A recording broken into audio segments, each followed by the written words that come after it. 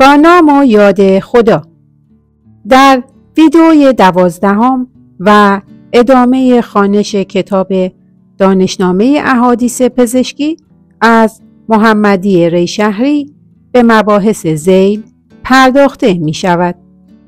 بخش 4: تأثیر خوردن و آشامیدن در سلامت و بیماری. فصل 4: پرخوری. نکوهش پرخوری.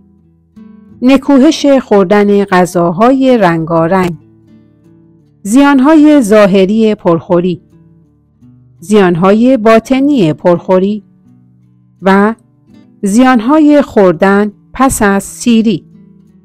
فصل 5: آداب غذا خوردن و راهنمودهای اسلام درباره خوردن.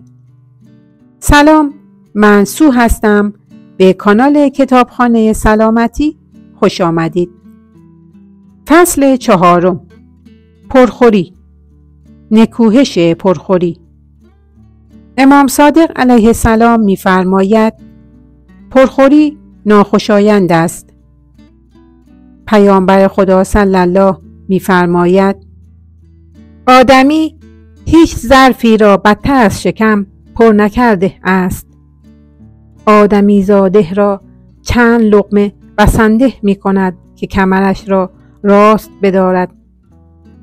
اگر نفس آدمی بر او چیرگی یافت، 1/3 معده برای خوراک، 1/3 برای نوشاک و 1/3 برای نفس کشیدن خواهد بود. پیامبر خدا صلی الله می فرماید پس از من روشی جدید در جامعه پدید خواهد آمد. مؤمن به اندازه 1 معده می خورد و کافر به اندازه 7 معده. در کتاب مسند ابن حنبل به نقل از ابو بصره غفاری روایت شده چون هجرت کردم به حضور پیامبر صلی الله رسیدم. در آن زمان هنوز اسلام نیاورده بودم. او برایم از گوسفندی کوچک اندام که همیشه برای خانواده‌اش از آن می دوشید شیر دوشید. من شیر را نوشیدم و چون آن شب را به صبح رساندم اسلام آوردم.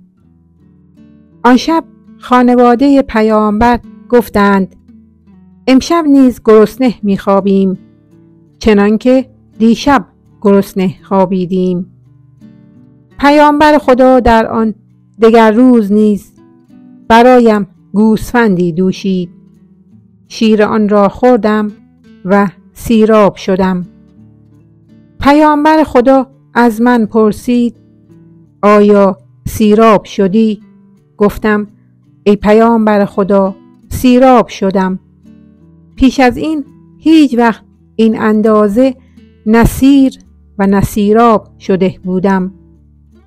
پیامبر فرمود کافر به اندازه 7 معده می خورد و مؤمن به اندازه 1 معده می خورد.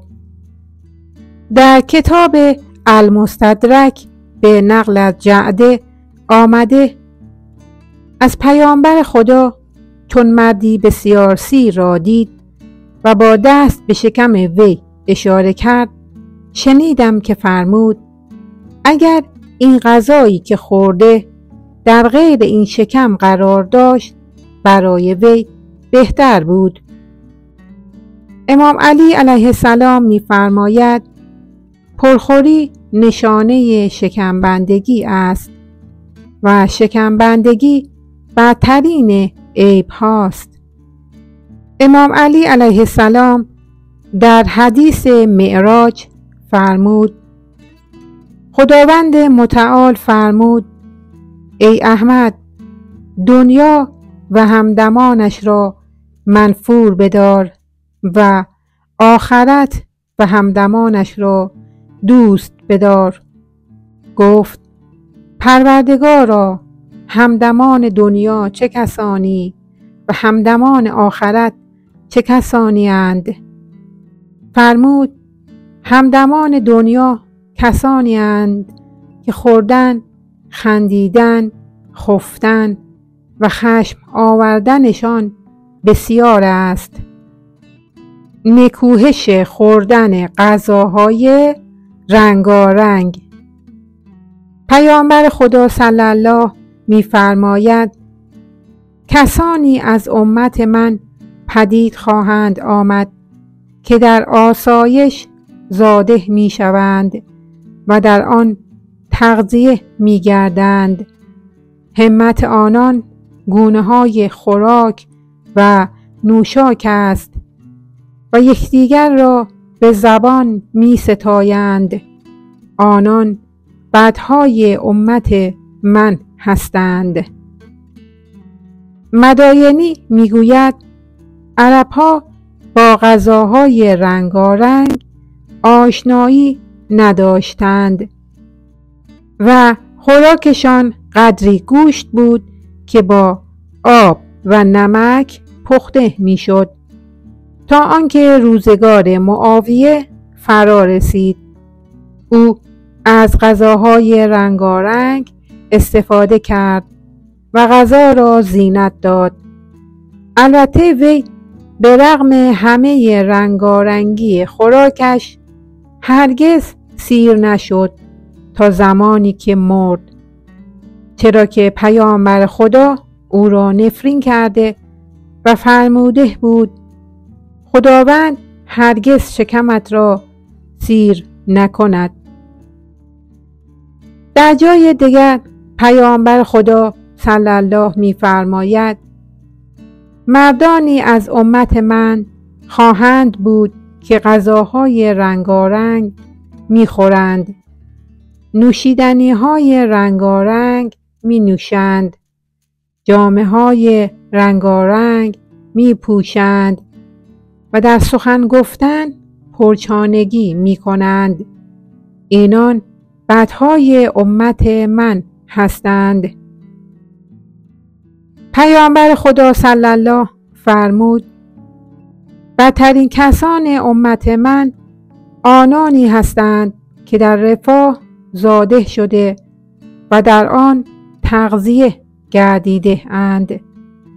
آنان غذاهای رنگارنگ میخورند، لباس رنگارنگ میپوشند، بر مرکب‌های گوناگون سوار میشوند و در سخن گفتن نیز پرچانگی میکنند.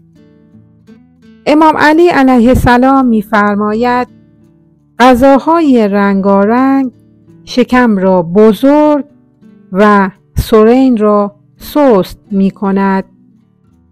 زیانهای ظاهری پرخوری. الف، انواع ناتندرستی ها. امام علی علیه السلام می‌فرماید هر کس در دل خود درخت علاقه به انواع غذاها را بکارد، میوه گونه‌های ناتندرستی را میچیند.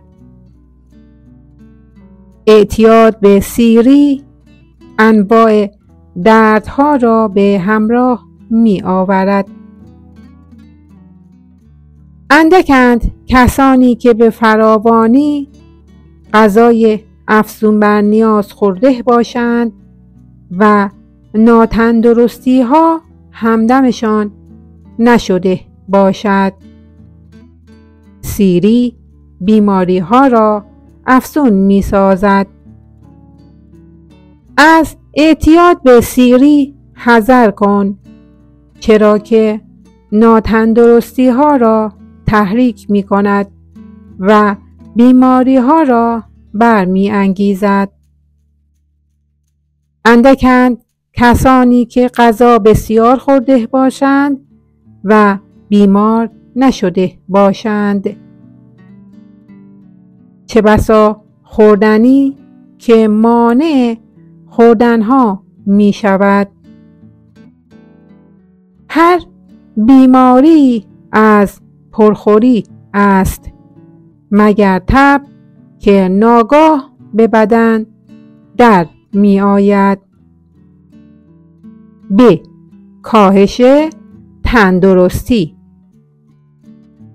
امام علی علیه السلام می‌فرماید هر کس خوردنش بسیار شود تندرستیش کاهش می‌یابد و هزینه‌اش بر وی سنگین می‌گردد.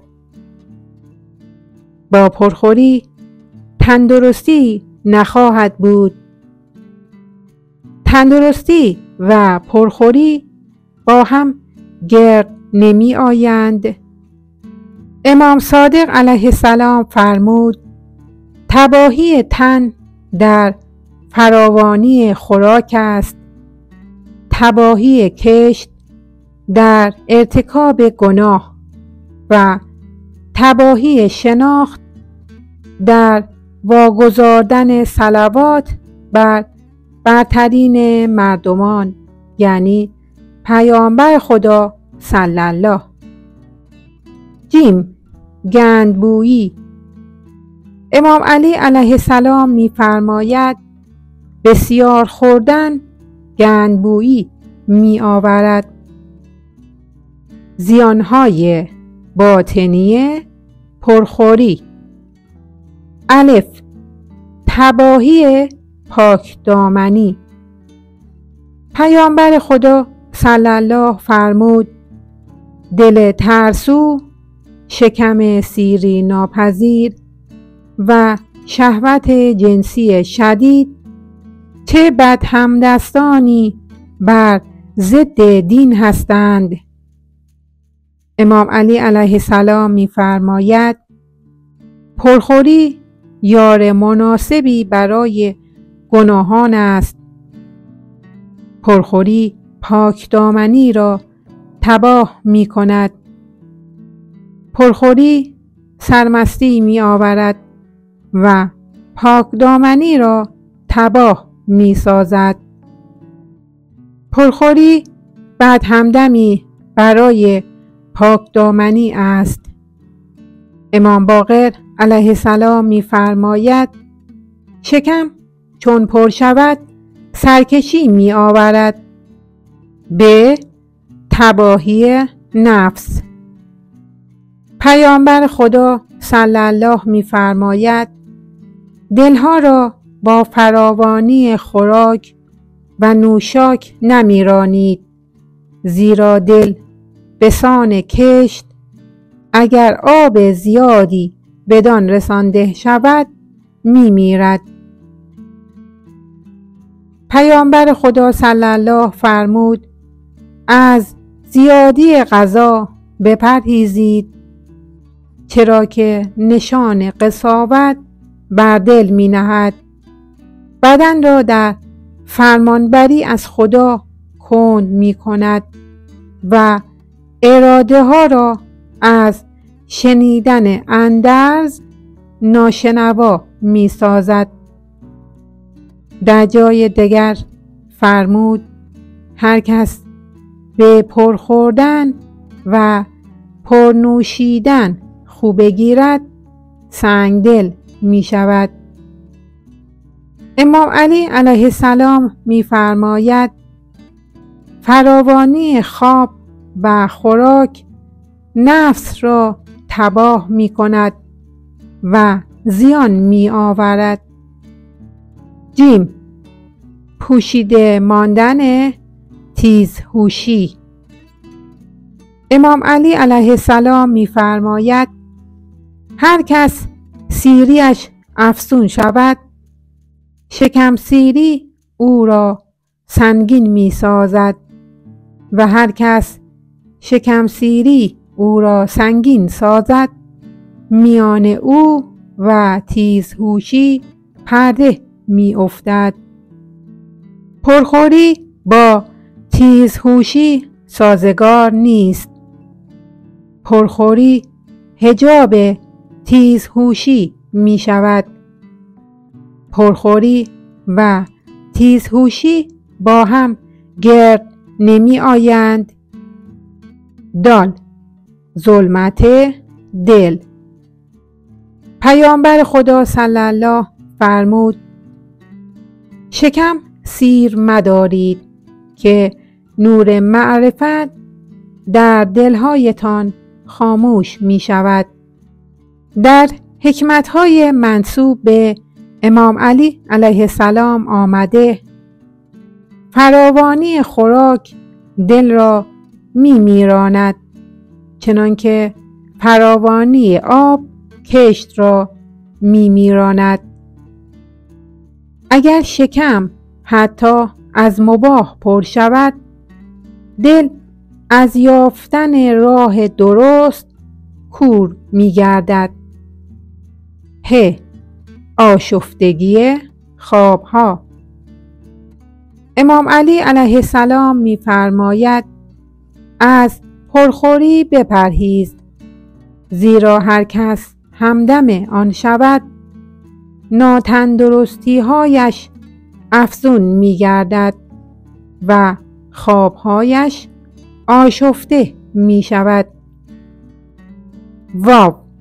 کمی عبادت. امام علی علیه السلام فرمود پرخوری و انجام دادن کارهای واجب در بر هم گرد نمی آیند.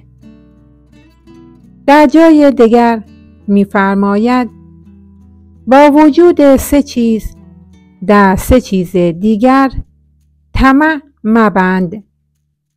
با پرخوری در شب زندهداری، با خفتن همه شب در نورانیت سیما و با همراهی با فاسقان در ایمن بودن از دنیا.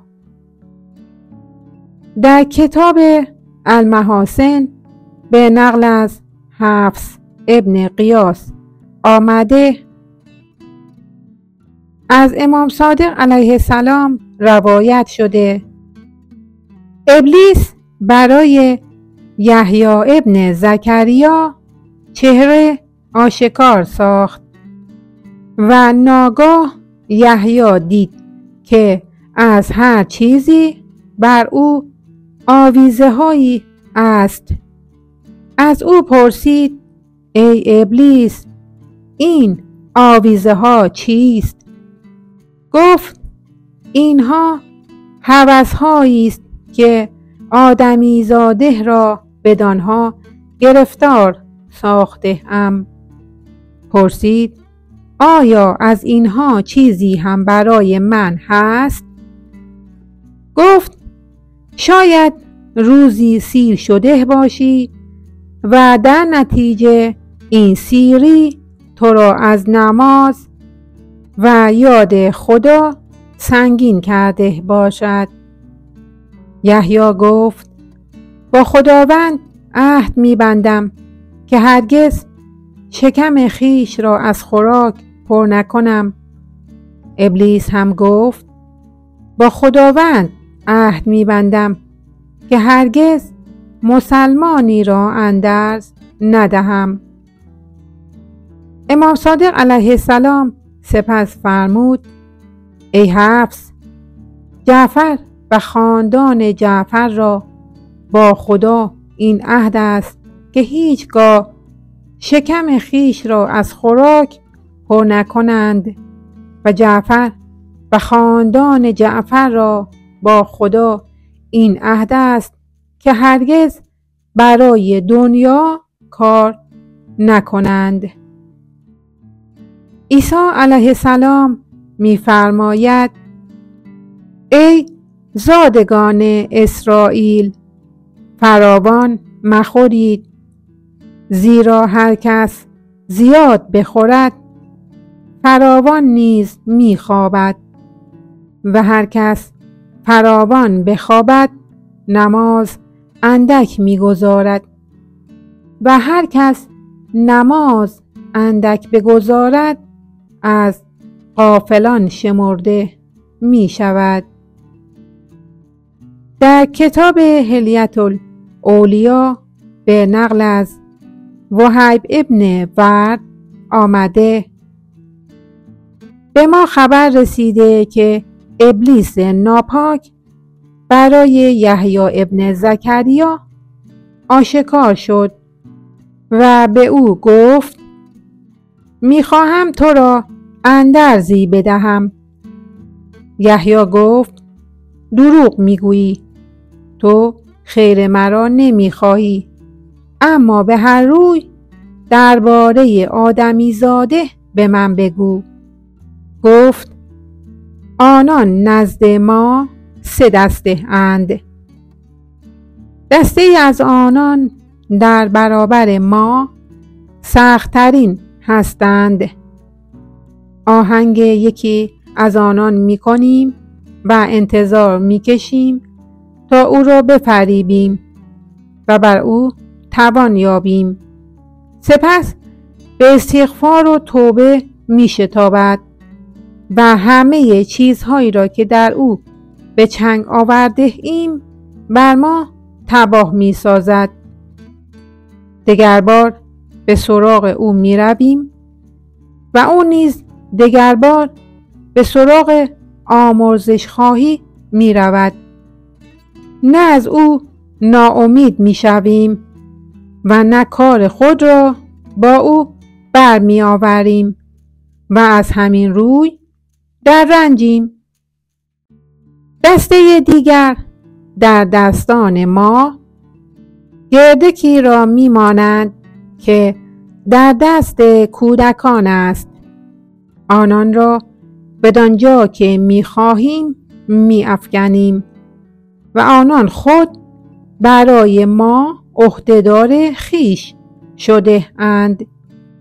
اما دسته دیگر همانند تو معصومند و ما به هیچ خواسته درباره آنان توان نمی‌یابیم. یحیی به او گفت بدینسان آیا درباره من به چیزی توانایی یافته ای؟ گفت نه، مگر یک بار. تو غذایی پیش روی نهاده بودی تا آن را بخوری. من پیوسته آن را نزد تو دوست داشتنی ساختم تا بیش از آنچه می‌خواستی از آن خوردی. آن شب خفتی و برخلاف هر شب برای نماز برنخاستی. یحیی به او گفت قطعاً از این پس تا زنده ام هیچگاه شکم از غذایی سیر نمی کنم. ابلیس هم گفت قطعاً پس از تو هیچگاه آدمی زاده دیگری را اندرز نمی دهم. سروران عزیزم، اگر تا اینجا مطالب کتاب براتون آموزنده و سودمند بود، لایکو بکوبید تا بریم سراغ ادامه خوانش.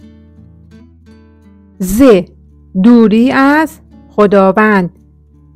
پیامبر خدا صلی الله می‌فرماید گرسنگی نور حکمت است و سیری مایه دوری از خداوند.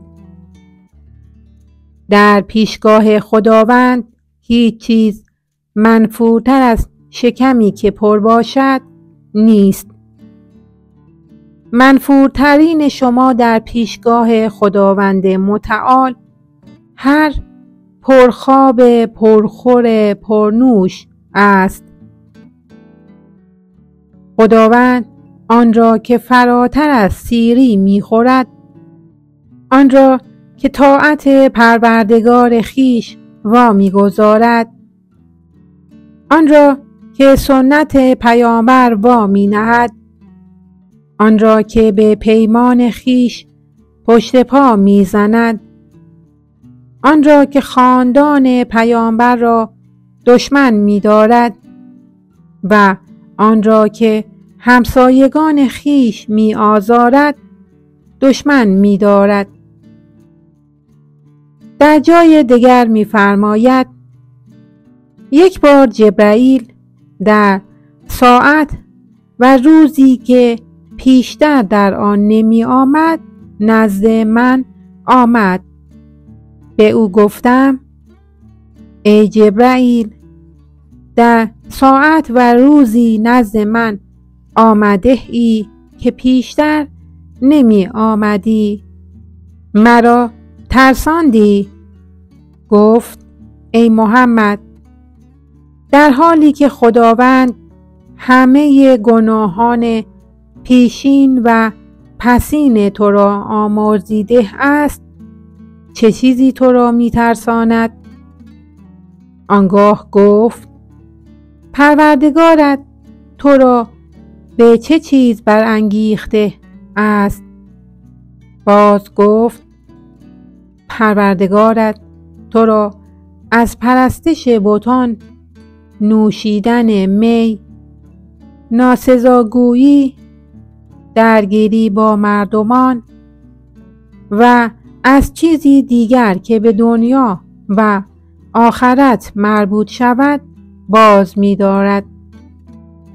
پروردگارت به تو می گوید ای محمد، هیچیت را به اندازه شکم پر منفور نداشته ام.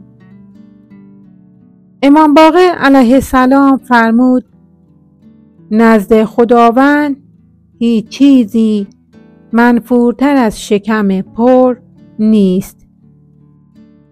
امام صادق علیه السلام می فرماید دورترین مردمان از خداوند کسی است که شکمش پر باشد. خداوند پرخوری را دشمن می دارد. شکم با خوردن سرکش می شود. نزدیکترین حالت بنده به خداوند هنگامی است که شکمش سبک باشد و دورترین حالت بنده از خداوند آن هنگامی است که شکمش پر باشد. گرسنگی در روز قیامت. پیامبر خدا صلی الله فرمود آنکه در دنیا از همه سیرتر است، در روز قیامت از همه بیشتر گرسنگی می کشد.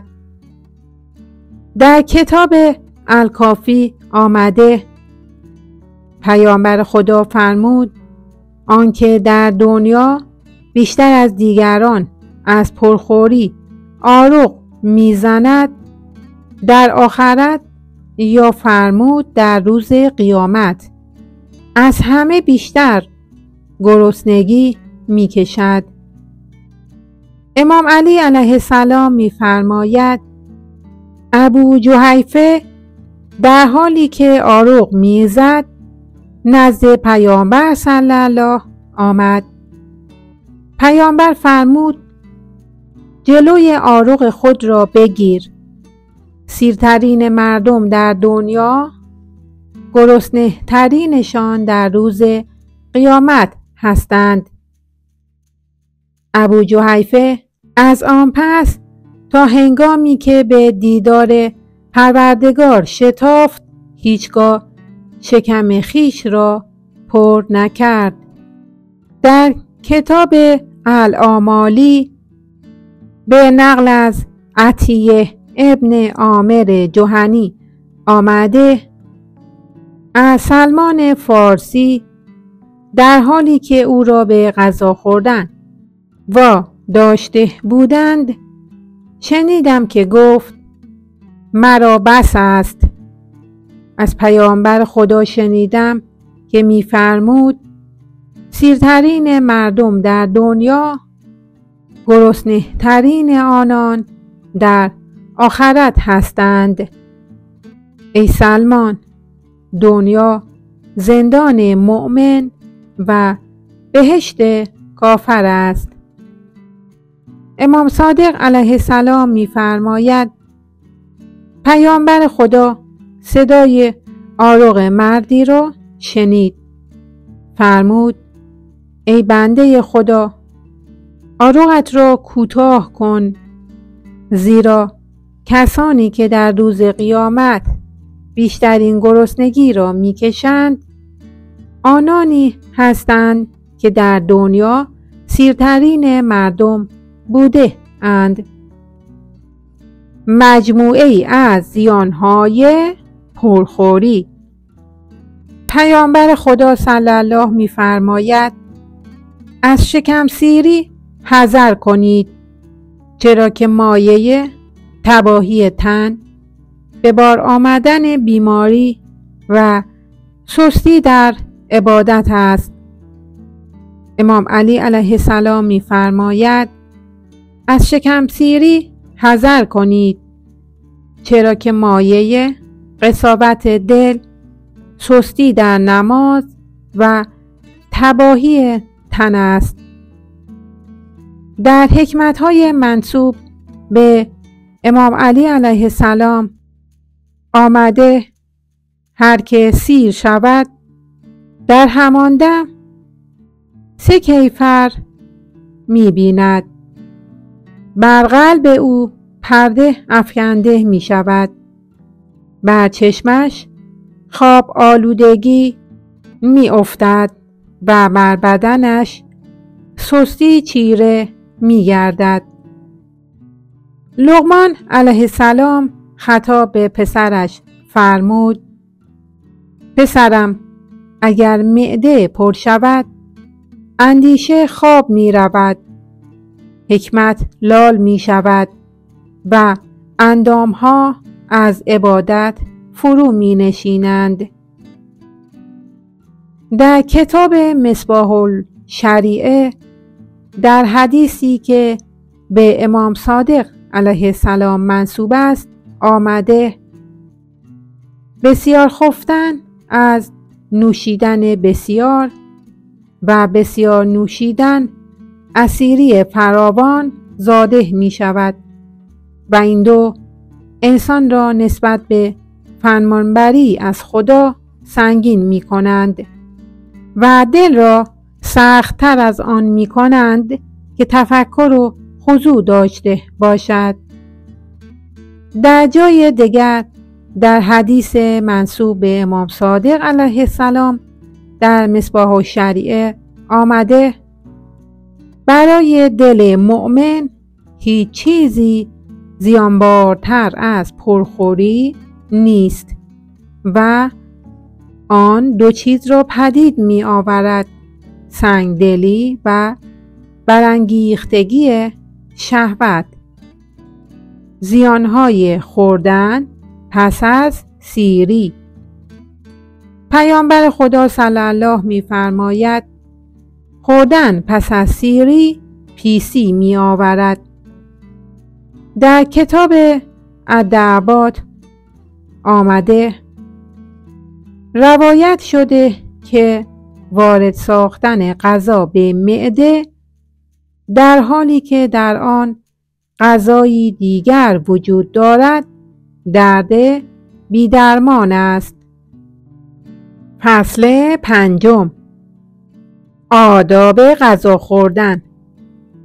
شستن دستها پیش و پس از غذا.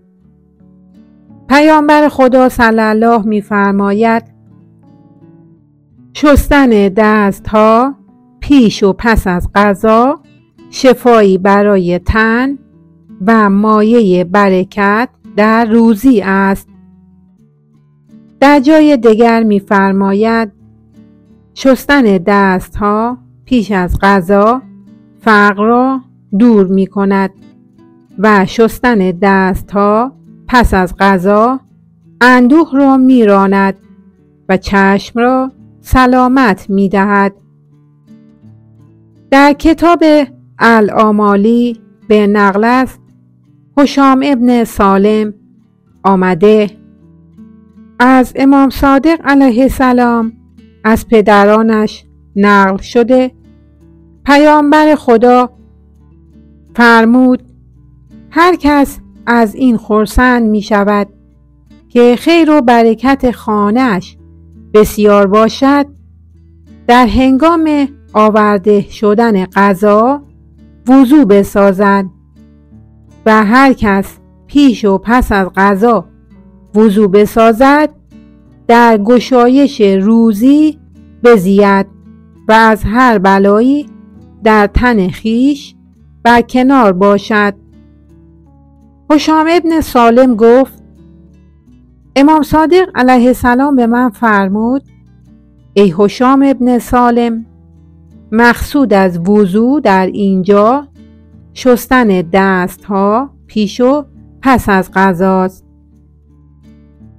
پیامبر خدا صلی الله می فرماید: اگر کسی از شما در حالی خوابید که در دستانش بوی گوشت بود و آن را نشست و آنگاه عارضه‌ای به وی رسید، مباد جز خویش را نکوهش کند.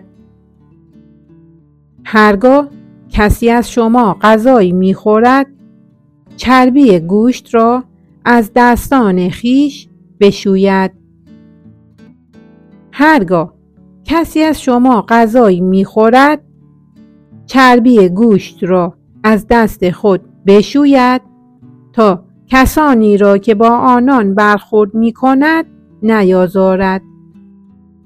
در کتاب کنز العمال به نقل از ابن عباس آمده: روزی پیامبر خدا صلی الله نماز می‌گزارد. در آن هنگام از مردی بوی گوشت حس کرد. چون نماز را به پایان برد، به او فرمود: چرا بوی گوشت را از خود نشسته ای؟ در کتاب دعائم الاسلام روایت شده پیامبر خدا به شستن چربی دستان پس از غذا امر کرد و فرمود: شیطان این چربی باقی مانده را بو می کشد. پیامبر خدا صلی الله می فرماید: چربی غذا را از دستان کودکانتان بشویید، چرا که شیطان این چربی باقی مانده را بو می کشد و کودک در خواب از اون می ترسد و 2 فرشته کاتب اعمال نیز آزار می بینند.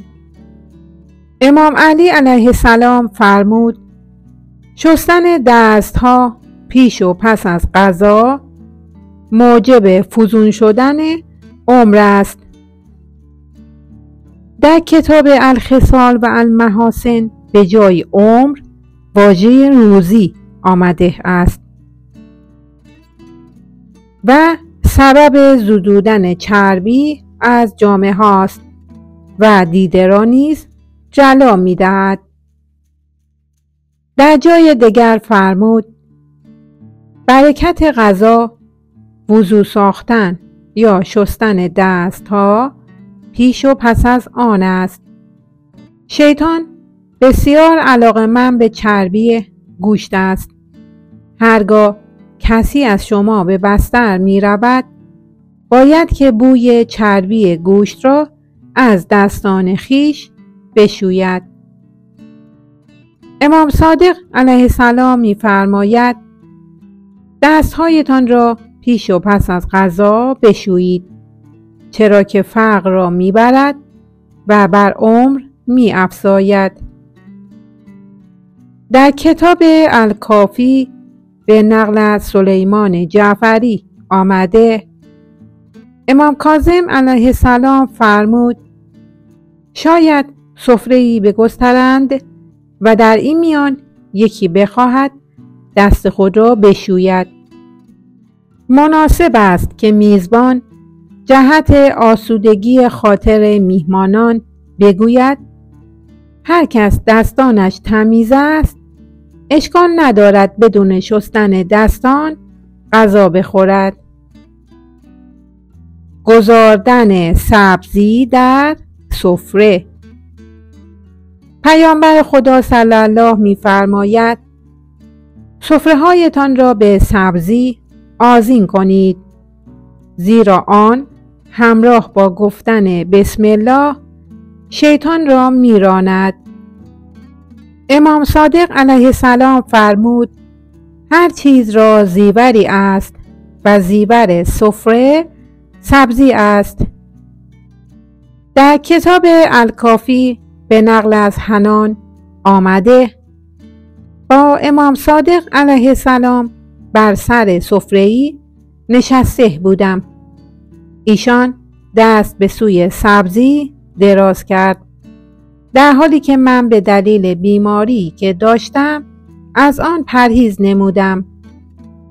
امام به من رو کرد و فرمود: ای حنان، مگر نمیدانی نزد امیر مؤمنان هیچ طبقی آورده نمیشد مگر اینکه سبزی هم داشت؟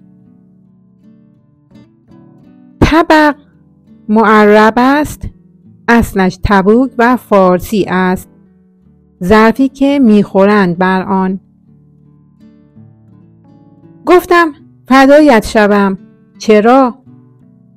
فرمود: زیرا دلهای مؤمنان سبز است و به همانند خیش میل دارد.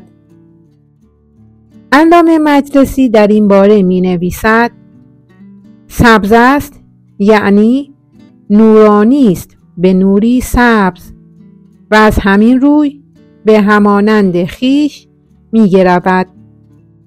یا این عبارت کنایه از آن است که دلهای مؤمنان به حکمتها و معارف آباد است و این سرسبزی معنوی را با سبز بودن دل مناسبتی است که ما به آن ناآگاهیم. یا معنای این عبارت آن است که چون دلهای مؤمنان به کشتزارهای حکمت سرسبز شده است، به آنچه در آن جنبه‌ای از حسن و سودمندی وجود دارد تمایل می‌یابد و سبزی هم یکی از همین چیزهاست. در کتاب الکافی به نقل از موفق مدینی از پدرش از جدش روایت شده: روزی امام کاظم علیه السلام در پی من فرستاد و مرا برای غذا خوردن نزد خود نگه داشت. چون سفره آوردن در آن سبزی نبود، امام دست بداشت و سپس به غلام فرمود: مگر نمیدانی که من از سفره‌ای که در آن سبزی نباشد نمیخورم؟ برایم سبزی بیاور. آن غلام رفت و سبزی آورد و بر سر سفره نهاد. پس امام دست به سفره گشود و خورد. درآوردن کفش ها. پیامبر خدا صلی الله می‌فرماید: به هنگام غذا کفش هایتان را درآورید، چرا که این رفتاری زیباست. در جای دیگر فرمود: چون غذا نهاده می شود کفش های خیش را درآورید، زیرا این کار موجب آسایش بیشتر پاهایتان است. پیامبر خدا صلی الله می فرماید: چون غذای کسی را نزد وی آوردند و کفش به پا داشت، کفش را از پای درآورد، چرا که این کار موجب آسایش بیشتر پاهاست و آن از سنت است. بر زبان آوردن نام خدا. پیامبر خدا صلی الله می‌فرماید: هر غذایی که بر آن نام خدا برده نشود درد است و هیچ برکتی در آن نیست. امام علی علیه السلام در سفارش‌های خود به کمیل می‌فرماید: به گاه غذا خوردن از آن کسی نام ببر که با وجود نام او دیگر هیچ دردی زیان نمی‌رساند و نامش شفای همه بیماری ها و ناتندرستی هاست.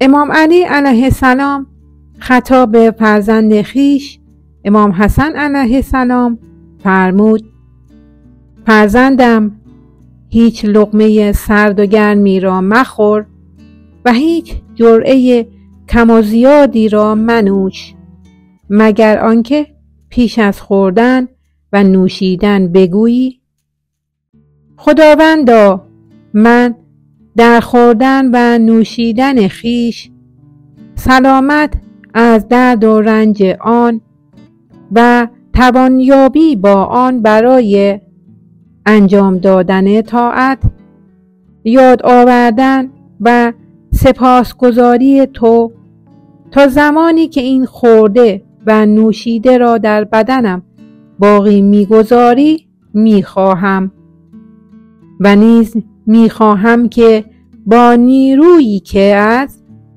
این به من می‌دهی مرا به پرستش خویش برانگیزی و نیکو پرهیز کردن از نافرمانیت را به من الهام فرمایی. اگر این کار را کردی از درد و رنج و از گزندهای احتمالی آن در امان میمانی. امام صادق علیه السلام میفرماید: امیر مؤمنان فرمود: برای کسی که بر غذای خود نام خدا ببرد ضمانت میکنم که از آن غذا به هیچ درد و رنجی گرفتار نمی شود. ابن کبوا که این را شنید پرسید: ای امیر مؤمنان، من دیروز غذای خوردم و نام خدا را نیز به گاه خوردن آن بردم، اما آن مرا آزار داد. فرمود: ای نادان، شاید که چند گونه غذا خورده ای و بر برخی گونه ها نام خدا برده و بر برخی دیگر نام خدا نبرده ای.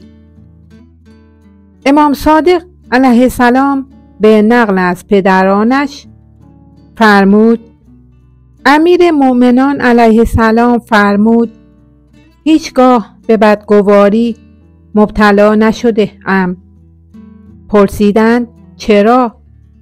فرمود: زیرا هیچ لقمه‌ای به سوی دهان نبرده ام مگر اینکه نام خدا را بر آن یاد کرده ام.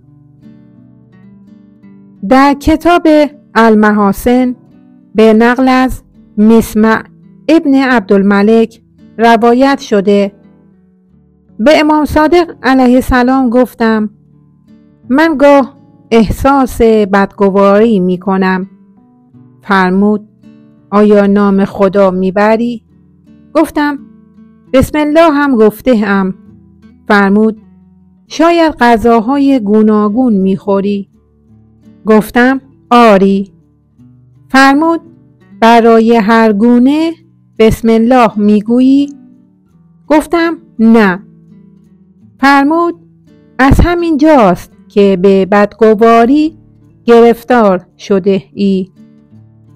امام علی علیه السلام می فرماید: هر کس که می خواهد غذای او را آزار ندهد تا گرسنه نشده چیزی نخورد و آنگاه هم که خواست بخورد بگوید: بسم الله و بالله.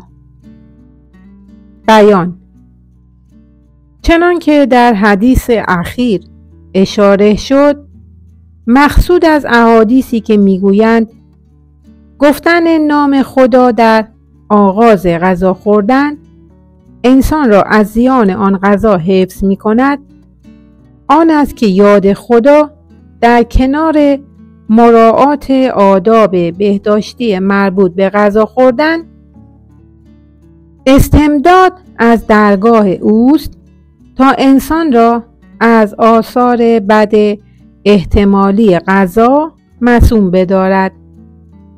بنابراین کسی نمیتواند به استناد این احادیث بسم الله بگوید و سپس هر غذایی که هوس کرد و به هر مقداری که خواست بخورد و انتظار هیچ زیانی نیز از آن نداشته باشد.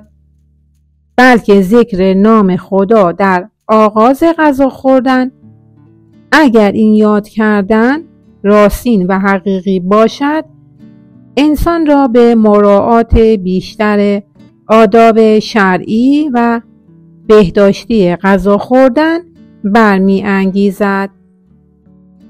خوردن با دست راست.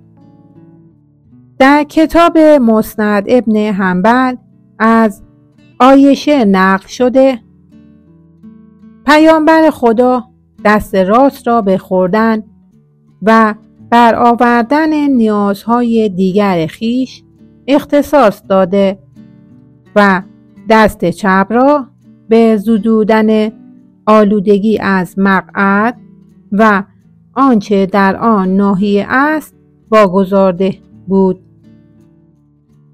در کتاب المعجم کبیر به نقل از عمر ابن ابی سلمه آمده: به روزگار کودکی خویش در دامن پیامبر خدا بودم و دستانم در سینی غذا می لغزید. پیامبر خدا به من فرمود: ای نوباوه، بسم الله بگو، با دست راست بخور و از آنچه پیش خودت هست بخور. از آن پس شیوه خوردن من همواره همین بود. آغاز کردن غذا با نمک و به پایان بردن آن با نمک یا سرکه. پیامبر خدا صلی الله می‌فرماید: هر کس غذای خود را با نمک آغاز کند و با نمک به پایان ببرد، از 72 درد که جذام و برص یا پیسی از آن جمله است در امان میماند. امام علی علیه السلام می‌فرماید: غذای خود را با نمک آغاز کنید. اگر مردم آنچه را در نمک هست می‌دانستند، آن را بر تریاق تجربه شده برمی‌گزیدند. تریاق معرب تریاک است و آن دوایی مرکب است و معروف که چند ادویه را کوفته و بیخته در شهد آمیزند و آن دافع اقسام زهرهای نباتی و حیوانی باشد. هر کس غذای خود را با نمک آغاز کند، 70 درد و نیز دیگر دردهایی که فقط خداوند از آنها آگاه است از او می رود. امام باقر علیه السلام می فرماید: خداوند به موسی بن عمران علیه السلام وحی کرد که به طایفت بفرمای که غذای خود را با نمک آغاز کنند و با نمک به پایان ببرند، وگرنه جز خویش را نکوهش نکنند.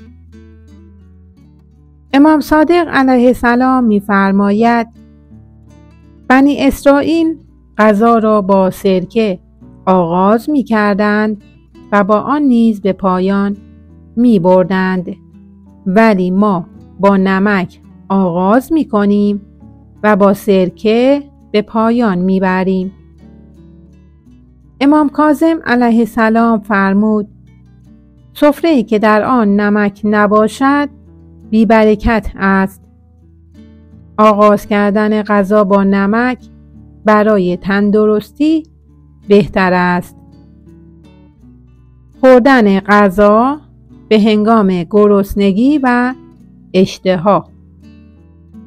پیامبر خدا صلی الله می‌فرماید: خوردن بدون گرسنگی و خوابیدن بدون بیداری کشیدن و احساس نیاز به خواب نزد خداوند گناهی سهمگین است.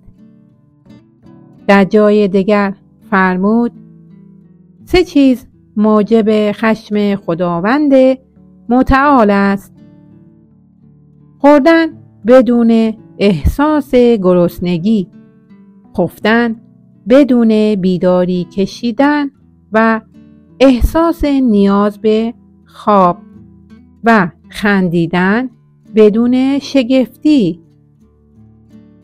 امام علی علیه السلام می‌فرماید هر کس که می‌خواهد هیچ غذایی به او زیان نرساند، تنها هنگامی غذا بخورد که گرسنه شده و معده او از خوراک پیشین پاک شده باشد.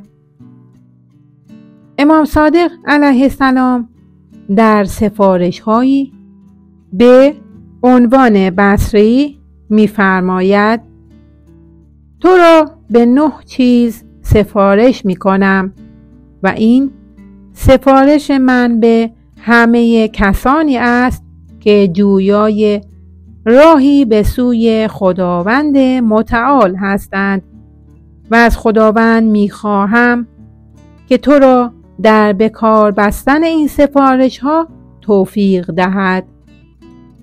3 تا از این توصیه ها در تربیت نفس است، اما آنها که در تربیت نفس است: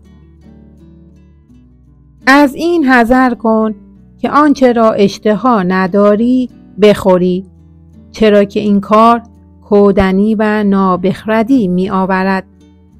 جز به گاه گرسنگی مخور و چون خواستی بخوری حلال بخور و نام خدا را بر زبان بیاور. عیسی علیه السلام در اندرزهایش می‌فرماید ای زادگان اسرائیل مخورید تا آن هنگام که گرسنه شوید، چون گرسنه شدید بخورید ولی سیر نخورید، چرا که اگر سیر شوید گردنهایتان ستبر می شود، پهلوهایتان چاق می گردد و پروردگارتان را از یاد می برید. آغاز کردن با سبکترین غذا. امام رضا علیه السلام فرمود غذای خود را با سبکترین غذایی که بدنت را به اندازه عادتت و بر حسب اقامتگاه و فعالیتها و زمانت تغذیه می کند آغاز کن. خوردن غذای گرم پیش از سرد شدن. پیامبر خدا صلی الله می فرماید گرمی غذا برکت دارد. در کتاب المحاسن به نقل از مرازم آمده امام صادق علیه السلام برای ما غذای گرم فرستاد و فرمود پیش از آنکه سرد شود بخورید، چرا که این خوشتر است. برداشتن لقمه های کوچک و جویدن کامل غذا. پیامبر خدا صلی الله در بیان آداب غذا خوردن فرمود اما آداب آن کوچک کردن لقمه و جویدن کامل است. امام حسن علیه السلام می‌فرماید درباره سفره 12 نکته است و بر هر مسلمانی لازم است که آنها را بداند. از آنها 4 چیز واجب، 4 چیز مستحب و 4 چیز جزو آداب است. اما آنچه از آداب است عبارت است از خوردن از آنچه پیش خود تو است، کوچک کردن لقمه، خوب جویدن و کمتر نگریستن به چهره مردم. دست کشیدن از غذا پیش از سیری. پیامبر خدا صلی الله می‌فرماید زمانی بخور که میل به خوردن داری و در حالی خوردن را واگذار که هنوز اشتهایت هست. امام علی علیه السلام می‌فرماید هر کس می‌خواهد هیچ غذایی به او زیان نرساند تنها هنگامی غذا بخورد که گرسنه شده و معده او از خوراک پیشین پاک شده باشد. پس چون خواست بخورد نام خدا را بر زبان آورد، خوب غذا را بجود و در حالی از غذا خوردن دست بکشد که هنوز میل به خوردن دارد و به آن احساس نیاز می کند. امام علی علیه السلام در سفارش به کمیل ابن زیاد می فرماید ای کمیل، مبادا خوراکی معدت را سنگین کند، در آن جایی برای آب و جایی برای هوا واگذار و هنگامی که هنوز میل به خوردن داری از غذا خوردن دست بکش که اگر چنین کنی غذا را گوارا خواهی یافت، چرا که تندرستی از کم خوردن و کم آشامیدن است. امام رضا علیه السلام می‌فرماید هر کس غذای افزون از اندازه بخورد این غذا او را سودی نمی‌رساند و هر کس به اندازه نه بیشتر و نه کمتر بردارد این غذا او را تغذیه می کند و سود می رساند. آب نیز چنین است. روش پسندیده برای تو آن است که از هر یک از انواع غذا در فصل ویژه آن بهره بگیری. در حالی که هنوز مقداری میل داری از غذا دست بکش، چرا که این کار به خواست خداوند برای بدن سلامت آورتر، برای عقل ذکاوت بخشتر و برای خود انسان مایه سبکی افزونتر است. دست کشیدن بر چهره و دعا کردن پس از شستن دستان. پیامبر خدا صلی الله می‌فرماید چون پس از غذا خوردن دست خیش را شستی پیش از آنکه آن را با دستمال خشک کنی بر صورت و چشمانت نیز دست بکش و بگو خداوندا من از تو آراستگی و دوستی مسئلت دارم و از دشمنی و کینه ورزی به تو پناه می جویم. در کتاب مکارم الاخلاق آمده پیامبر خدا چون پس از غذا شستن دست را به پایان می برد با باقی مانده آبی که بر دستانش بود بر صورت خیش دست می کشید و سپس می گفت ستایش خدایی را که ما را راه نمود و خوردنی و نوشیدنی داد و به ما هر نعمت نیکویی عنایت کرد.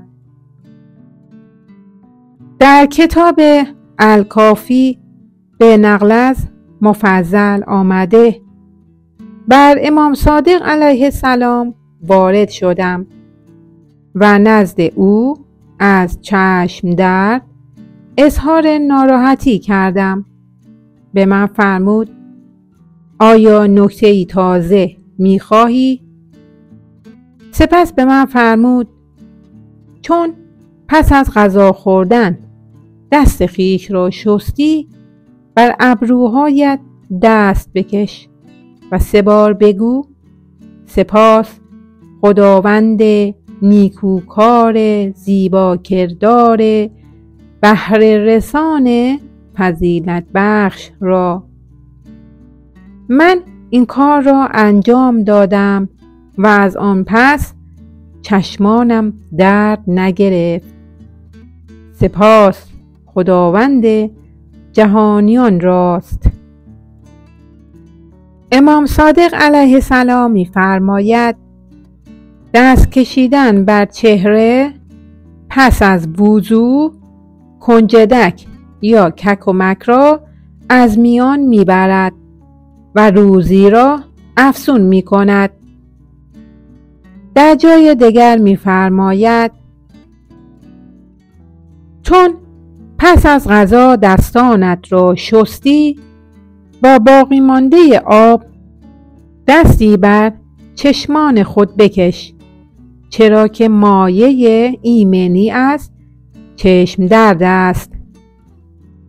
در کتاب کشف الغمه به نقل از جمیل ابن دراج روایت شده: نزد امام صادق علیه السلام بودم. بکیر ابن اعین در حالی که چشم درد داشت وارد شد. امام به او گفت: انسان زیرک هم چشم درد می کشد؟ کسی پرسید: چه کند؟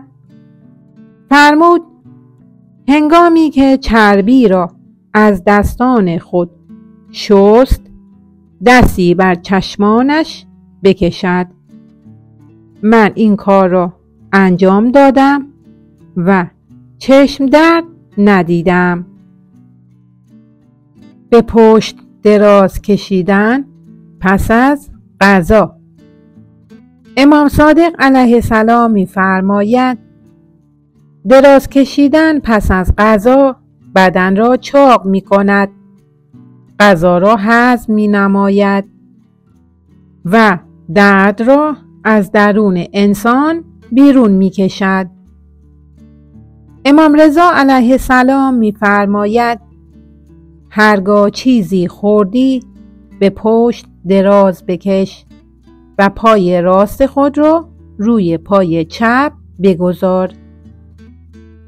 در کتاب المحاسن به نقل از احمد ابن محمد ابن ابی نصر از راوی دیگر روایت شده: امام رضا را دیدم که چون غذا می‌خورد به پشت دراز می‌کشید و پای راست خود را روی پای چپ می‌انداخت. پرهیز از زیاده روی. در آیه 31 سوره اعراف خداوند در قرآن می‌فرماید: و کلوا و اشربوا ولا تسرفوا. بخورید و بیاشامید ولی زیاده روی نکنید. پیامبر خدا صلی الله می‌فرماید: یکی از انواع زیاده روی این است که هر آنچه را دوست داری بخوری. امام علی علیه السلام در پاسخ این پرسش که آیا در قرآن همه دانش‌ها به جز دانش طب هست می‌فرماید: زنهار، در قرآن آیه‌ای هست که همه طب را یک جا در خود گرد آورده است. بخورید و بیاشامید ولی زیاده روی نکنید. پرهیز از دمیدن در غذا. امام علی علیه السلام درباره آنچه پیامبر نهی فرموده است می‌فرماید از این نهی کرده که در غذا یا نوشیدنی بدمند. امام علی علیه السلام می‌فرماید نباید کسی بر محل سجده خود و نه در غذای خود و نه در آنچه می نوشد بدمد. پرهیز از خوردن با دست چپ. در کتاب صحیح مسلم به نقل از جابر ابن عبدالله سلمی روایت شده پیامبر خدا از اینکه کسی با دست چپ چیزی بخورد نهی فرمود. خوردن با دست چپ از ناپرهیختگی است. در کتاب الکافی به نقل از سماعه در گفتگو با امام صادق علیه السلام آمده از ایشان درباره اینکه کسی با دست چپ بخورد یا بیاشامد پرسیدم. فرمود مباد کسی با دست چپ بخورد یا بیاشامد و یا با آن چیزی را بردارد. پیامبر خدا صلی الله می‌فرماید هر کس با دست چپ بخورد شیطان نیز همراه با او می‌خورد و هر کس با دست چپ بنوشد شیطان نیز همراه با او می‌نوشد. با دست چپ نخورید چرا که شیطان با دست چپ می‌خورد. خب بزرگواران شما درباره این مباحث چه نظری دارید؟ آیا تجربه‌ای دارید؟ اگر بله لطفاً کامنت بفرمایید تا دیگران از تجربیات شما استفاده کنند. پرهیز از خوردن پس از سیری. پیامبر خدا خطاب به علی علیه السلام می‌فرماید ای علی 4 چیز هدر می رود. خوردن پس از سیری، افروختن چراغ در شب مهتابی، کاشتن در شوره‌زار و نیکی کردن به کسی که شایسته آن نیست. امام صادق علیه السلام می فرماید در 3 چیز ناخشنودی خداوند است: خفتن بدون بیداری کشیدن و احساس نیاز به خواب، خندیدن بدون شگفتی و خوردن پس از سیری. پرهیز از خوردن غذای داغ. پیامبر خدا صلی الله می‌فرماید از غذای داغ حذر کنید چرا که برکت را از میان میبرد و بر شما باد غذای سرد چرا که گواراتر و پربرکت‌تر است.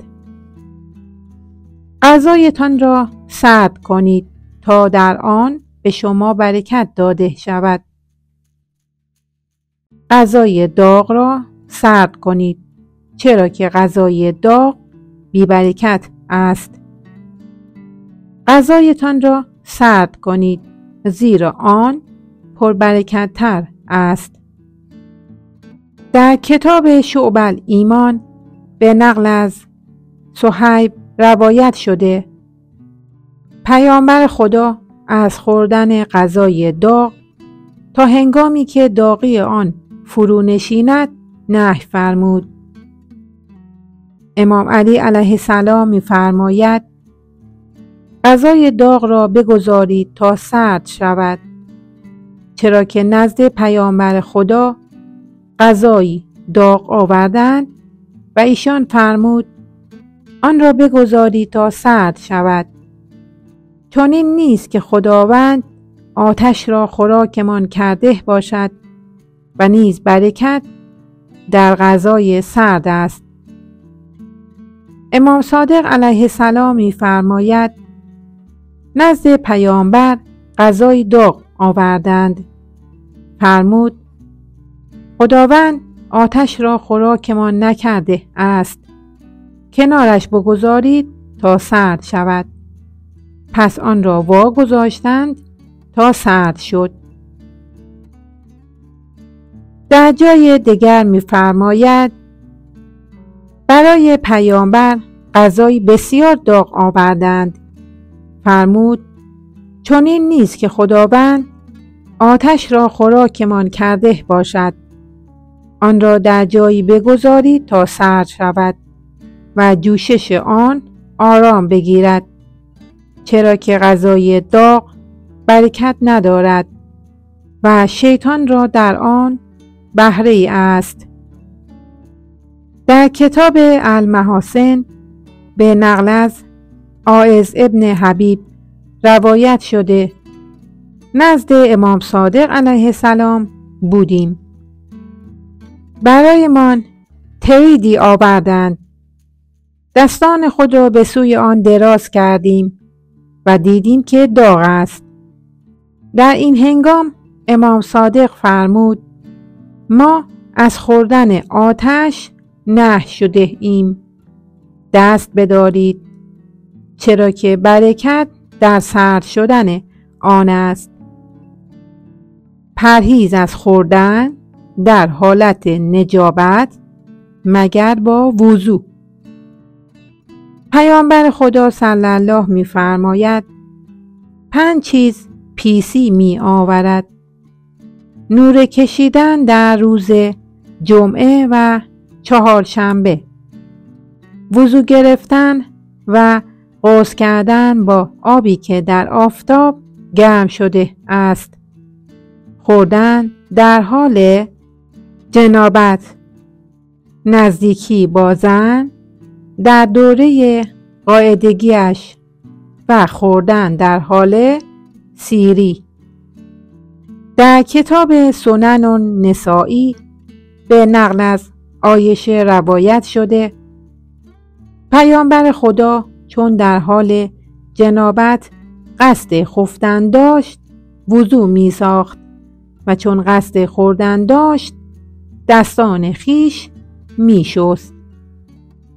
پرهیز از خفتن بلا فاصله پس از خوردن غذا.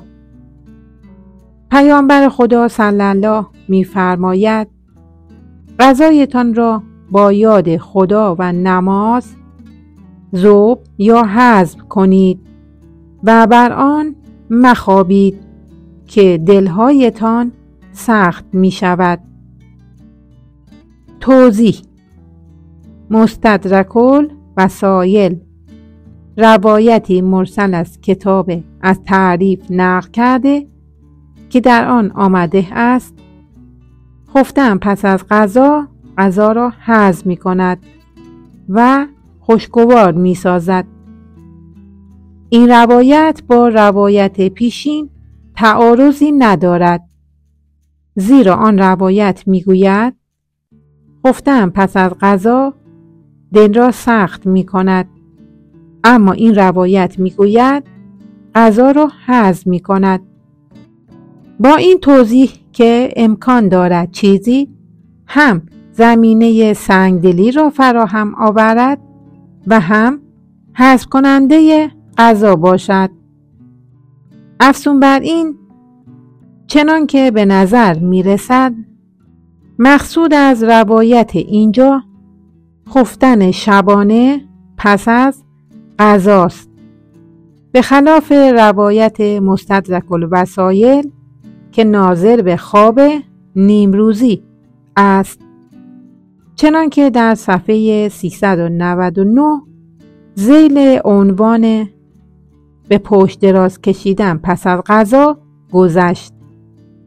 به هر روی در سند هر دو روایت اشکال شده است، هرچند که ظاهراً روایت اینجا به صحت نزدیکتر است. راهنمودهای اسلام درباره خوردن.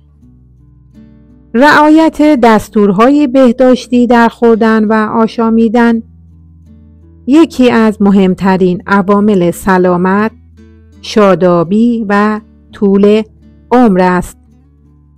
اگر مردم بدانند که چه باید بخورند، چه اندازه بخورند و چگونه بخورند و نیز دانسته خود را به کار ببندند، بی تردید بیشتر بیماری ها از جامعه بشری رخت برخواهد بست و انسان ها لذت و تراوت زندگی را خواهند چشید. نخستین نکته برای رعایت دستورهای بهداشتی درباره خوردن توجه به این حقیقت است که در نظام آفرینش خوردن ابزاری برای زندگی است، نه آنکه زندگی ابزاری برای خوردن. چنانکه در حکمتی منسوب به امام علی علیه السلام آمده است: زندگی را برای خوردن مخواه، بلکه خوردن را برای زندگی بخواه. بسیاری از مردم، اگر نگوییم بیشتر آنان، سلامت، شادابی و زندگی خود را فدای شکم خود می کنند. از این رو هیچگاه به فکر این نیستند که چه بخورند، چگونه بخورند و چه اندازه بخورند. پس هرچه را مزه بهتری دارد به هر اندازه که میل دارند و به هر شکلی که پیش بیاید مصرف می کنند و بدینسان گرفتار انواع بیماری ها می شوند.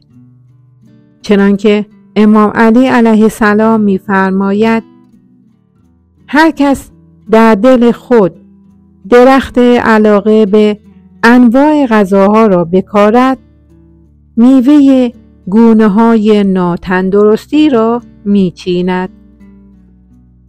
راهنمودهای اسلام در این زمینه فوق‌العاده مهم و ارزشمندند و با در نظر گرفتن عصر صدور آنها معجزه علمی پیشوایان دین محسوب می شوند. در این باره توجه به دو نکته دارای اهمیت است. 1. راهنمودهای اسلام درباره خوردن تنها سلامت جسم را تضمین نمی کنند، بلکه تضمین کننده سلامت هم جسم و هم جان انسان هستند. 2. از آنجا که عقل و علم بر همه رازهای آفرینش احاطه ندارند، چه بسا حکمت برخی از راهنمودهای اسلام برای دانش امروز مجهول باشد، ولی بی تردید این به معنای بی دلیل بودن آن راهنمودها نیست. چنانکه فلسفه شماری از احکام اسلام در گذشته مجهول بود و امروزه علم به راز آنها پی برده است. و اینک اشاره کوتاه به آن راهنمودها. 1. مهمترین راهنمود. نخستین و مهمترین راهنمود اسلام درباره مواد غذایی مورد مصرف این است که حلال باشند، بدین معنا که اولا آنچه انسان مصرف می کند باید از راه مشروع تهیه شده باشد. غذایی که از راه نامشروع و تجاوز به حقوق دیگران تهیه گردد، هرچند ممکن است برای سلامت جسم ضرر نداشته باشد، اما بی تردید برای سلامت روان زیانبار است. ثانیاً غذای انسان باید از طیبات، یعنی آنچه پاک است، تهیه شده باشد. بر اساس این راهنمود انسان نباید غذاهایی را که طبع توده مردم از آن نفرت دارد یا اسلام خوردن آن را ممنوع دانسته، مانند گوشت مردار یا گوشت حیوانات حرام گوشت مصرف کند، هرچند که تجاوز به حقوق دیگران نباشد. ثالثاً، غذا برای کسی که مصرف کننده است نباید زیانبار باشد. توضیح این که ممکن است غذایی برای یک نفر مفید باشد اما برای دیگری به دلیل آنکه بیمار است زیانبار باشد. رابعاً، غذا برای جان انسان و یا جامعه نباید مفسده داشته باشد. توضیح این که ممکن است غذای حلال باشد و برای جسم هم زیانبار نباشد، اما چگونگی مصرف آن برای جان و یا جامعه مفسده داشته باشد، مانند غذا خوردن در ظروف طلا و نقره یا غذا خوردن از سفره‌ای که مشروبات الکلی در آن قرار دارد. خوردن این گونه غذاها نیز در اسلام ممنوع شناخته شده است. 2 وعده غذا خوردن در شبانه روز. در روایات اسلامی برای تداوم سلامت و شادابی انسان خوردن 2 وعده غذا در صبح و شام توصیه شده است. اهل بهشت نیز که در دارالسلام جاوید هستند در همین 2 وعده غذا می‌خورند. آیه 62 سوره مریم می‌فرماید و در بهشت هر صبح و شام روزی آنان آماده است. 3. توصیه به کمخوری. پیشوایان دین ضمن تأکید بر کمخوری منافع فراوانی برای آن ذکر کرده اند، مانند تداوم سلامت بدن، صفای اندیشه، نورانیت دل، رهایی از دام شیطان، بهره‌گیری از ملکوت هستی، نزدیکی به خداوند متعال و استفاده بهتر از عبادت پروردگار. 4. خطر پرخوری.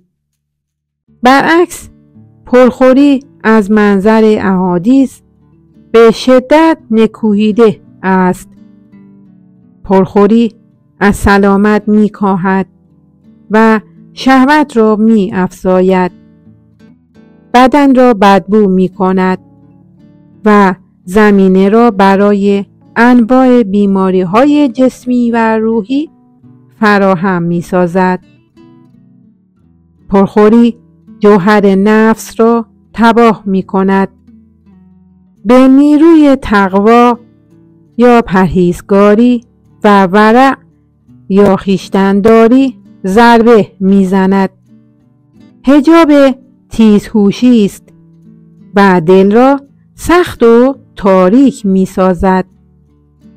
شخص پرخور خوابهای آشفته میبیند و هنگام عبادت احساس کسالت مینماید. از این رو عبادتش اندک است و از بساط قرب حضرت حق دور و سرانجام سیری در دنیا موجب گرسنگی در آخرت خواهد شد. 5. مقدار خوراک مفید. برای پیشگیری از زیانهای پرخوری و بهره‌گیری از منافع کمخوری، پیشوایان اسلام توصیه کرده اند که انسان پیش از آن هنگام که اشتها دارد چیزی نخورد و قبل از آنکه اشتهایش کاملا از بین رفته از خوردن دست بکشد. 6. برترین خوراکی و بهترین سفره.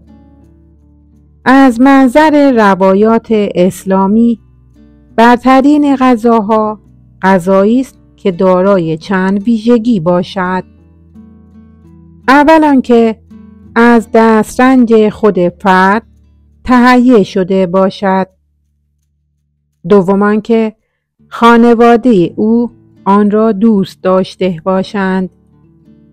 سوم اینکه بوی آن موجب آزار دیگران نباشد.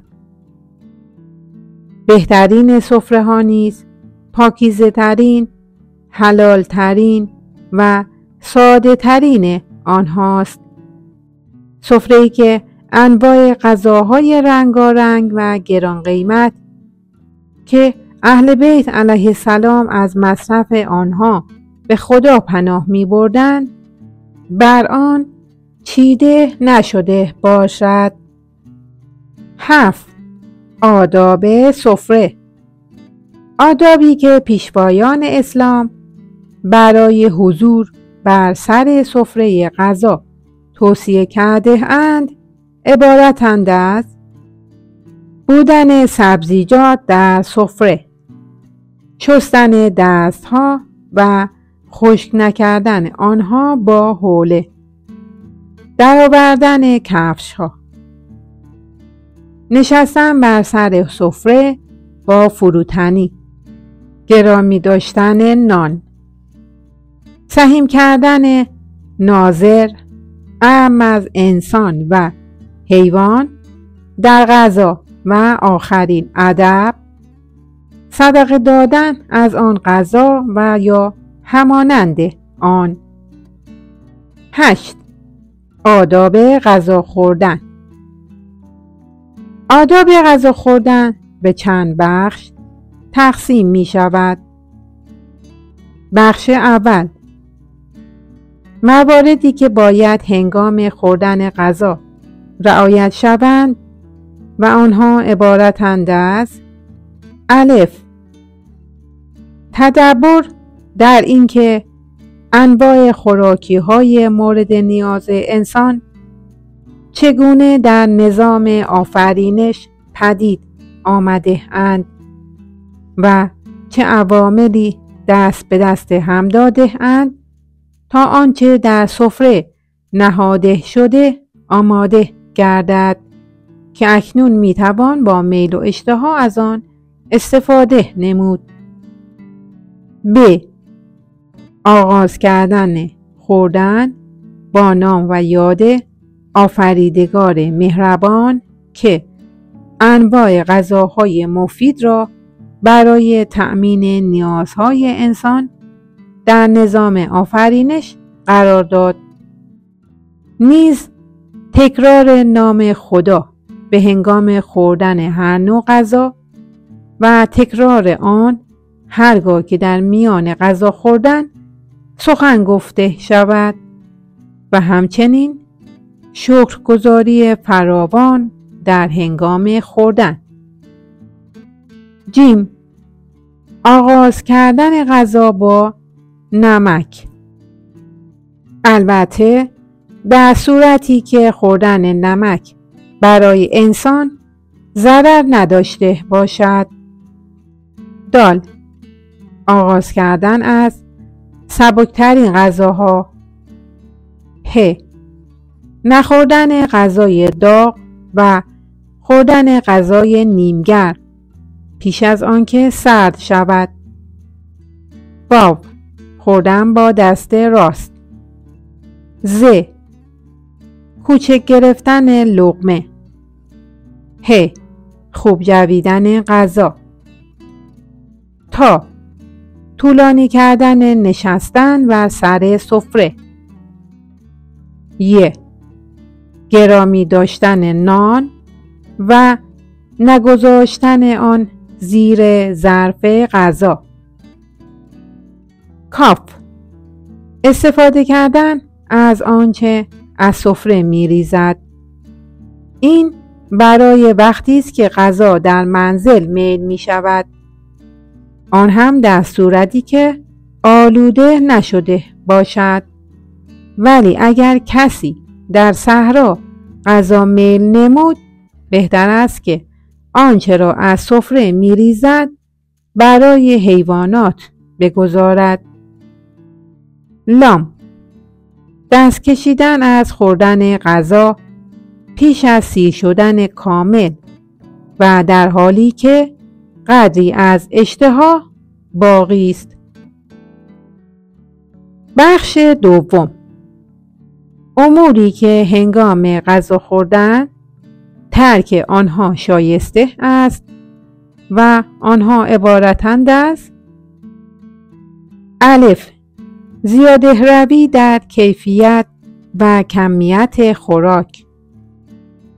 ب، نکوهش غذایی که نسبت به آن بیمیل است. جیم، دمیدن در غذا. دال، خوردن با دست چپ. پ، خوردن با یک انگشت یا دو انگشت. واو، بلند آروغ زدن. ز، پاک کردن زیاد استخوان‌ها. ه، آب خوردن در میان غذا. تا، آب خوردن پس از خوردن گوشت. ی، خوردن در حال سیری. بخش سوم، حالاتی که غذا خوردن در آنها نکوهیده است. در اسلام به طور کلی میل کردن غذا در حالات غیر بهداشتی یا به شیوه غیر اخلاقی مانند غذا خوردن به شیوه متکبران یا به گونه‌ای که عرف جامعه بر نمی‌تابد نکوهیده است و آنچه در روایات این بخش آمده مانند نهی از غذا خوردن در حال تکیه زده، خوابیده بر شکم، دراز کشیده، ایستاده و در حال راه رفتن و یا جنابت در صورتی است که با یکی از این عناوین منطبق گردد. بخش چهارم، توصیه به همغذا شدن با دیگران. در روایات اسلامی غذا خوردن به تنهایی مذموم شناخته شده و توصیه شده که انسان هر قدر میتواند دیگران را در غذای خود سهیم نماید. نیز غذا خوردن با خانواده، خدمتگزاران و یتیمان مورد تأکید قرار گرفته است. آدابی که رعایت آنها به هنگام غذا خوردن با دیگران ضروری است عبارتند از: الف، خوردن از قسمت جلوی خود.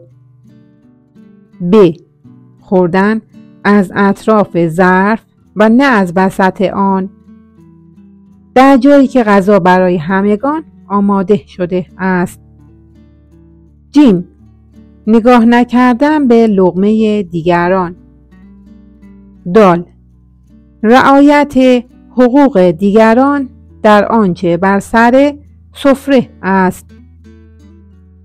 ه، آغاز شدن غذا خوردن به وسیله صاحب سفره یا بهترین شخص حاضر بر سر سفره.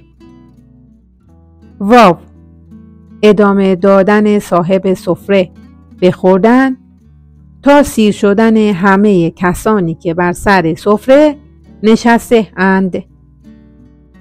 ز، بلند شدن از سر سفره قبل از برچیدن آن. 9.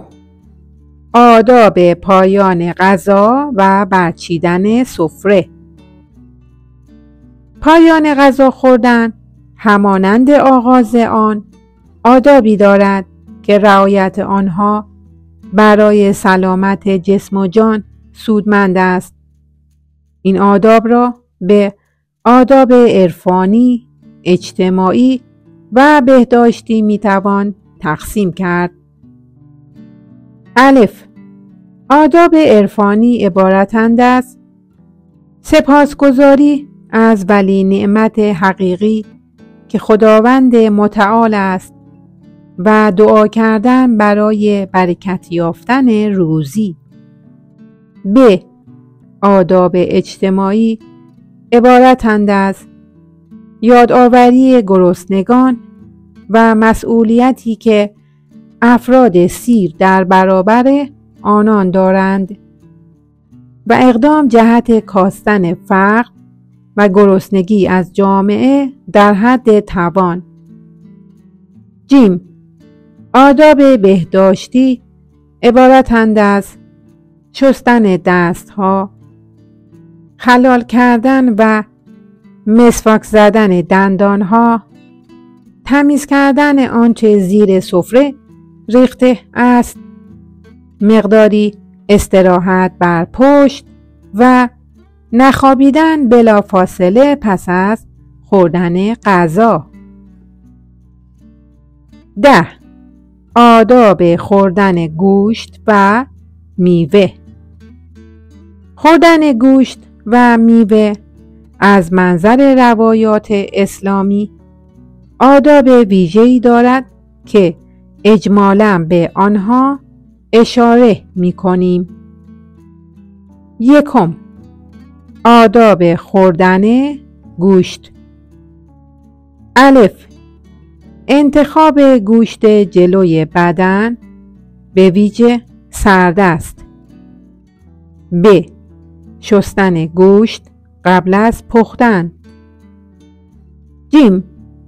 تکه تکه کردن گوشت به وسیله دندان به هنگام خوردن و تکه نکردن آن با چاقو. د. نخوردن گوشت خشکیده نمکسود. ه. نخوردن گوشت خام. واو. خوردن گوشت 3 روز یک بار یا هفته یک بار و ترک نکردن آن برای حد اکثر 40 روز و پرهیز از خوردن آن در هر روز. ز. پرهیز از پاک کردن کامل استخوان و خوردن مغز قلم. 2.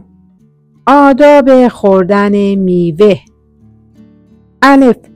شستن میوه با آب. ب. یاد خدا به هنگام خوردن آن. ج. خواندن دعای ویژه به هنگام دیدن میوه نوبر. د. خوردن میوه در آغاز فصل آن و نخوردن آن در اواخر فصلش. ه. خوردن میوه با پوست آن. آنچه ملاحظه شد خلاصه ای از راهنمودهای ارزشمندی است که در احادیث اسلامی درباره خوردن برای تأمین سلامت جسم و جان آمده است. گفتنی است در این دانشنامه تنها احادیثی را آورده ایم که ارتباط نزدیکتری با بهداشت جسم دارند. کسانی که مایل هستند با همه روایاتی که درباره آداب خوردن وارد شده است آشنا شوند می توانند به موسوعه میزان الحکمت جلد اول کلمه اکل مراجعه نمایند. دوستان محترم، به فصل 6 از بخش 4 از مباحث مربوط به تأثیر خوردن و آشامیدن در سلامت و بیماری رسیدیم. آداب خوردن گوشت که انشاءالله در ویدئوی بعدی خدمتتان تقدیم می گردد. لطفاً کانال رو سابسکرایب بفرمایید تا نوتیفیکیشن براتون ارسال شود و برای دیگران هم بفرستید تا شریک سلامتی جسم و روحشون باشید. آدمی فربه شود از راه گوش، جانور فربه شود از حلق و نوش. مولانا جلال الدین بلخی رومی.